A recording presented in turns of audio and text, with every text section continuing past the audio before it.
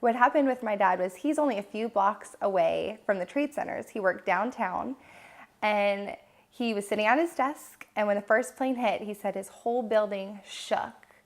And he thought a car bomb went off in like the garage of his building because, I mean, his building just shook and it was this loud sound. He didn't know what else it could be. And the person in the office next to him looked out the window and saw the plane hit the building, the World Trade Center. And it was the time before everybody had cell phones. My dad didn't have a cell phone. My mom didn't have a cell phone. And I remember going out of class, I'd gotten a cell phone a year before and calling him at his office and nobody answered. And I tried to reach my mom and I couldn't get in touch with her either. My mom had been able to get in touch with him, but he hung up abruptly trying to come back home, and we didn't hear from him until he came home that night. I went to a private school on Long Island, and my dad, I knew he worked in New York City. He, just a quick, see you later. It's like, all right, bye, Dad, as he walked out the door. I think he was actually headed to the Bronx that day, which is on the other side of New York. And so the thing is, if he was another, I think, 10 miles further, they were sealing off the city. So he would have been stuck in the city that night. But he saw the towers were smoking when he got as far as he did, when my mom called him and said, turn around, come home. And I really didn't know what to think. I didn't know if my dad had gotten into the city and, where he was. And that was my immediate response to it. His building management didn't want anyone to leave the building because they didn't know if it was just New York City that was under attack, and if they let their employees leave, they didn't know if there was going to be subway bombs and train bombs and bombs on the bridge. They had no clue. And so at first they were all inside the office and they weren't allowed to leave. And then whenever he was on the phone with my mom, is when the building actually started to fall. And he's on the phone with my mom saying, the building's falling, Nadine, I gotta go, the building's falling.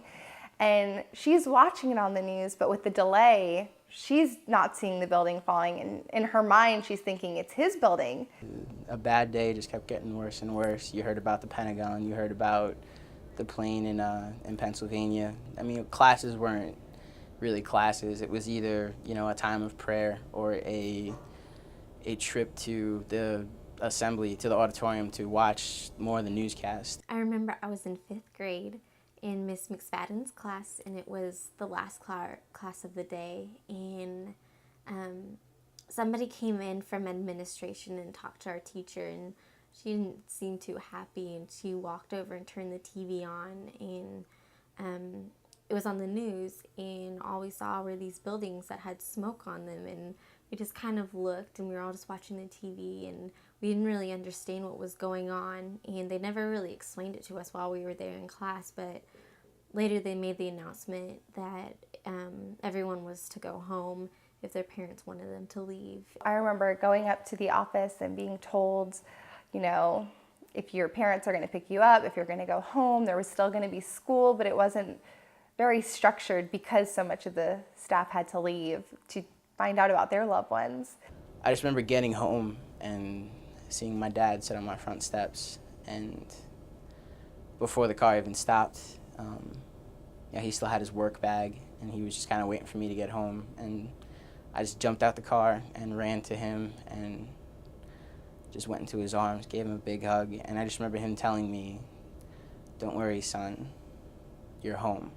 I just remember whenever he did come home, we were so happy to see him, and he just couldn't, it was almost like he was in a daze. He was trying to process everything that he had seen, the people jumping out of the buildings falling, and just with the hundreds of people crossing the Brooklyn Bridge. He said there were no cars on the bridge. Like, it was just hundreds of people leaving the city, and he had never seen that. Nobody had ever seen that before. We just need to remember that even though it's been time, it doesn't take away from the devastation that occurred, and we need to still be lifting up people and praying for their hearts and loved ones that are missing parts of their family, and encouraging them and being there for them if we can. September 11th didn't really invoke fear in me. it made me appreciate what I have in my family and my country and New York City more. Every 9/11, it's a reminder that you can get knocked down, that you're not invincible. But faced with that, you will have an entire country rally around you to get back up. So that's always what I'll look at 9/11 as.